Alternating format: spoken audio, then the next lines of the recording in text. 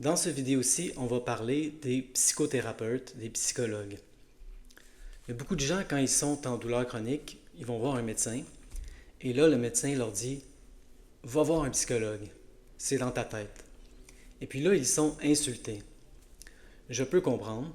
Moi, je me suis jamais fait dire ça, et avec le recul, je trouve ça vraiment absurde. Pourquoi personne m'a dit d'aller voir un psychologue? Est-ce que c'est une si mauvaise idée que ça? Est-ce que j'aurais été insulté? À une certaine époque, probablement, mais je réalise maintenant que je n'aurais pas dû. La plupart des gens, qu'est-ce qu'ils entendent quand on leur dit va voir un psychologue? C'est dans ta tête, c'est que la douleur est imaginaire, qu'ils inventent leur douleur. Et ce n'est pas le cas du tout. Peut-être que certains docteurs veulent dire ça. C'est ça qu'ils veulent dire.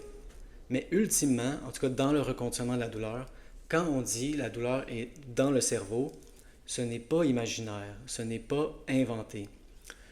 Je dirais même que la douleur chronique est pire que la douleur aiguë. Combien de fois, pendant que j'étais en douleur chronique, des gens sont venus me dire, ah, tu sais, moi, quand je suis blessé, je fais ci, je fais ça. Et là, je leur disais, non, regarde, j'ai été normal de 0 à 32 ans. Je sais c'est quoi la douleur aiguë.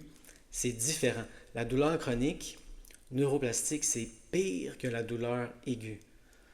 Pire, 100 fois, 1000 fois pire. Parce que la douleur aiguë est perçue d'une certaine façon dans le cerveau. C'est dans le cerveau. Et lorsque la douleur devient chronique, la douleur est perçue d'une autre manière par le cerveau. J'ai déjà parlé de ça dans une autre vidéo sur l'aspect apprentissage, mais la douleur devient aussi beaucoup plus émotionnelle. C'est perçu par le cerveau comme une émotion. Il y a des couches émotionnelles rajoutées à la douleur. La douleur chronique est pire que la douleur aiguë. C'est encore moins imaginaire, c'est encore moins inventé. C'est beaucoup plus réel. Je n'ai jamais senti une douleur aussi intense, aussi réelle que la douleur neuroplastique. Donc, ce n'est pas ça le message du reconditionnement de la douleur. Et l'idée d'aller voir un psychologue n'est pas si folle que ça, surtout quand on considère l'aspect émotionnel de la douleur chronique. Le problème, c'est que j'en ai consulté plusieurs. Le psychologue, le psychothérapeute moyen, ne sait pas vraiment comment aborder la douleur chronique. Le premier que j'ai consulté, c'était pendant que je faisais du reconditionnement de la douleur, était lui-même en douleur chronique. Il avait mal au dos et il disait des choses comme Oh, my back is killing me. Il disait mon dos me tue. Et ça, si vous vous abonnez à l'application Curable, c'est une des premières choses qu'ils vont vous dire. Il faut vraiment faire attention à son langage autour des symptômes. Il y a beaucoup de choses dans le reconditionnement de la douleur.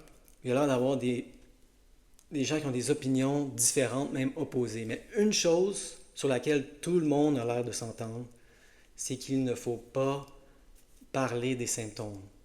Jusqu'à maintenant, j'en ai pas trouvé un qui disait le contraire de ça. Tout le monde, c'est presque une des premières étapes. Ils disent arrêtez de parler des symptômes.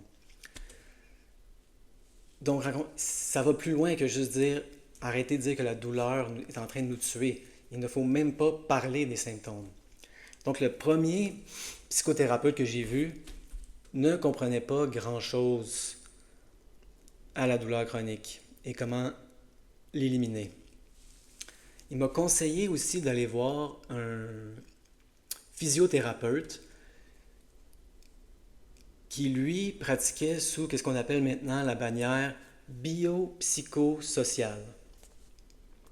Ça, vous allez rencontrer ça de plus en plus. J'ai pas beaucoup d'expérience avec ça, mais moi, ma brève expérience, c'est qu'il y a une trop grande emphase sur le bio. Des fois, je trouve aussi que dans le reconditionnement de la douleur, il y a trop une grosse emphase sur le psycho.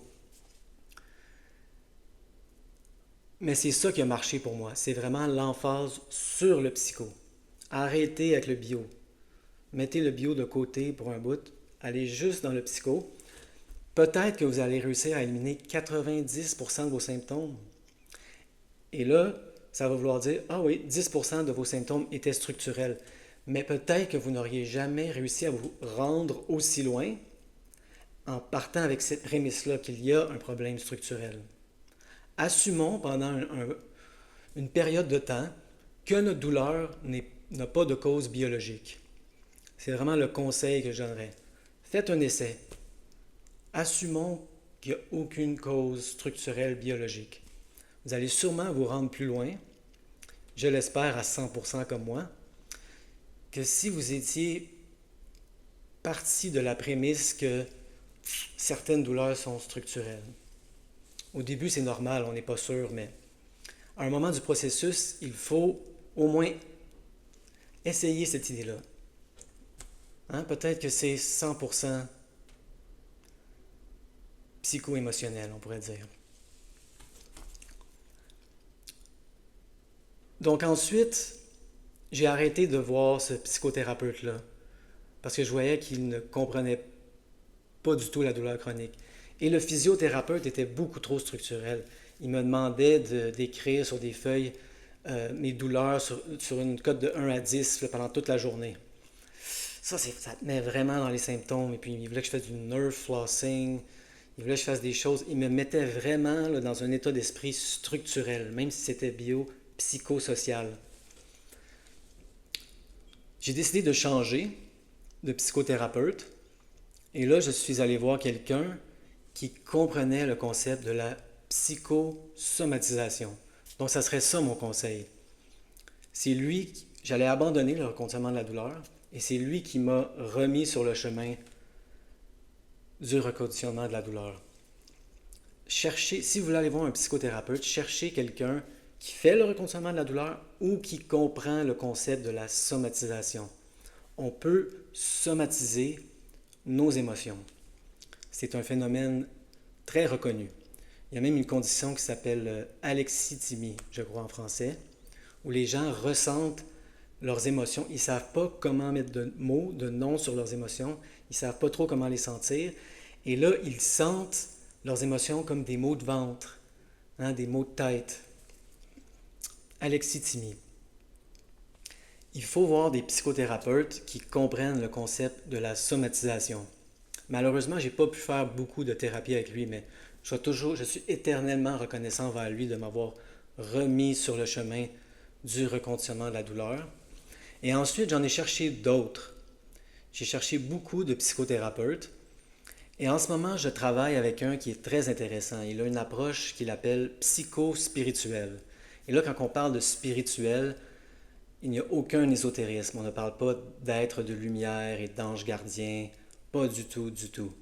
Qu'est-ce que son approche psychospirituelle? C'est une approche qui m'aide beaucoup. C'est quelqu'un, lorsqu'il était jeune, qui se demandait pourquoi les humains agissent comme ils agissent. Alors, il a étudié la psychologie. Il n'a pas été satisfait par les réponses qu'il a reçues de la psychologie classique qu'on apprend à l'université. Alors, il s'est dirigé plutôt vers la spiritualité, disons les cercles de méditation. Et il trouvait que dans ce milieu-là, il y avait beaucoup de, c'est en anglais, de spiritual bypassing. Je ne suis même pas sûr comment traduire ça, mais je vais expliquer le concept. C'est des gens zen, c'est des gens qui sont dans le moment. On se divorce, c'est pas grave. Quelqu'un meurt, c'est pas grave. Les choses sont éphémères. On passe à autre chose. C'est de l'évitement.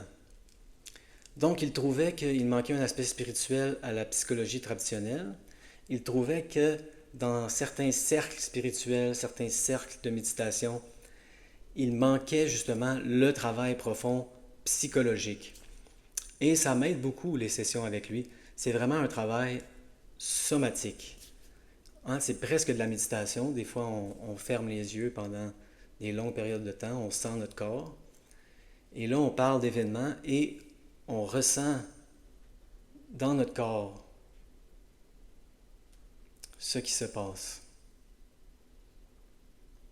C'est un travail somatique. Et c'est vraiment ça que je conseille, d'aller vers cet aspect-là de la psychothérapie. Donc, quand les docteurs vous disent « Allez voir un psychothérapeute », l'idée n'est pas folle. Le défi devient de trouver le bon psychothérapeute. Et ça m'a pris du temps.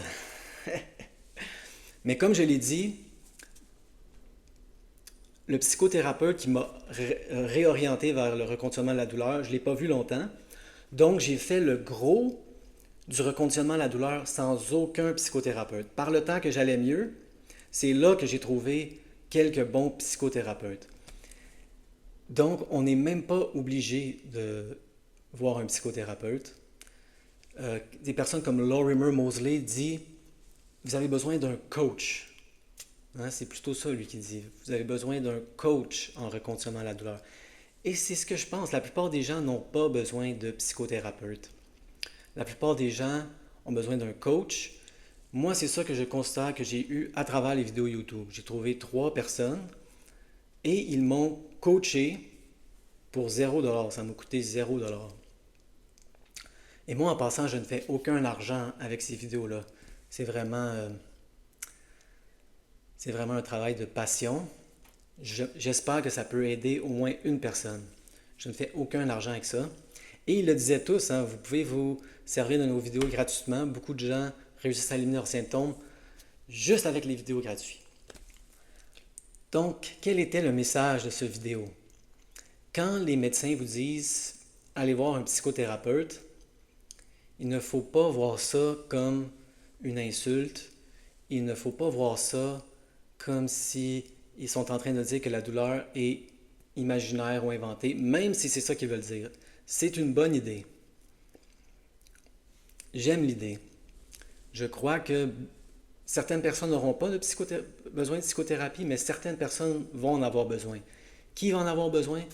Les gens avec des gros traumatismes d'enfance. Il y a des bonnes chances qu'il y ait besoin de faire un travail psychothérapeutique plus profond. Donc, c'était ça mon impression générale de la psychothérapie. Est-ce qu'on en a besoin absolument? Non, j'en suis la preuve parce que du moment où j'ai commencé à regarder les vidéos YouTube jusqu'à la fin, quand j'ai commencé à vraiment aller mieux, je n'avais pas encore trouvé un bon psychothérapeute. Mais je crois que ça peut aider énormément.